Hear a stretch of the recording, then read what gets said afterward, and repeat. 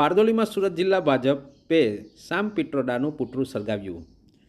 કોંગ્રેસના વરિષ્ઠ નેતા શ્રી સામ પિત્રોડાજીએ પૂર્વ ભારતીયોને ચીની, દક્ષિણ ભારતીયોને આફ્રિકી અને પશ્ચિમ ભારતીયોને આરબ જેવા બતાવ્યા છે। આ રંગભેદ શરમજનક અને દુર્ભાગ્યપૂર્ણ ટિપ્પણી છે, જે અંગે સુરત જિલ્લા ભારતીય જનતા પાર્ટી દ્વારા જિલ્લા ભાજપ મધ્યસ્થ કાર્યાલય બારડોલી ખાતે સામ પિત્રોડાનું પુતળા દહન કર્યું હતું અને કોંગ્રેસ વિરુદ્ધ સૂત્રોચ્ચારો કરીને વિરોધ પ્રદર્શન કરવામાં આવ્યું હતું। આ કાર્યક્રમમાં સુરત જિલ્લા ભાજપ મહામંત્રી રાજેશ પટેલ, બારડોલી નગર ભાજપ પ્રમુખ અનંતભાઈ જૈન, મહામંત્રી સુરેન્દ્રસિંહ પરમાર, જગદીશભાઈ પટેલ, બારડોલી તાલુકા પ્રમુખ જયંતિભાઈ પટેલ, નગરપાલિકા પ્રમુખ ધર્મેશભાઈ પટેલ, બારડોલી નગર બીજેપી યુવા મોરચા પ્રમુખ નિરસંગભાઈ મહેતા તથા જિલ્લા તાલુકા નગરના હોદ્દેદારો, ચૂંટાયેલા તમામ લોકપ્રતિનિધિઓ અને કાર્યકર્તાઓ મોટી સંખ્યામાં ઉપસ્થિત રહ્યા હતા।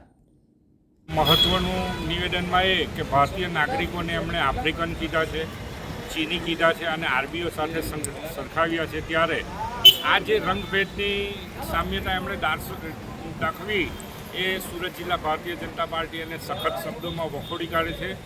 ત્યારે નરેન્દ્ર મોદી સાહેબનું નિવેદન આપણે જોઈએ તો એમણે સામ પિત્રોડાજી કહીને નિવેદન કર્યું। આટલો સંસ્કારમાં કોંગ્રેસ અને ભારતીય જનતા પાર્ટીમાં ફેર છે સંસ્કારોનો।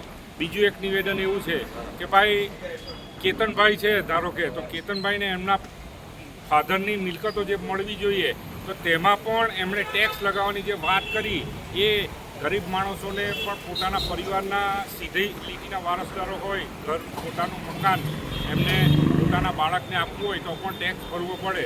આવા નિવેદનો અને કોંગ્રેસની માનસિકતા અમારી ખબર પડે છે કે ગરીબ લોકોને ચૂંસી લેવાની જે વાત સામ પિત્રોડાજીએ કરી અને સુરત જિલ્લા ભારતીય જનતા પાર્ટી સખત શબ્દોમાં વખોડી કાઢી છે।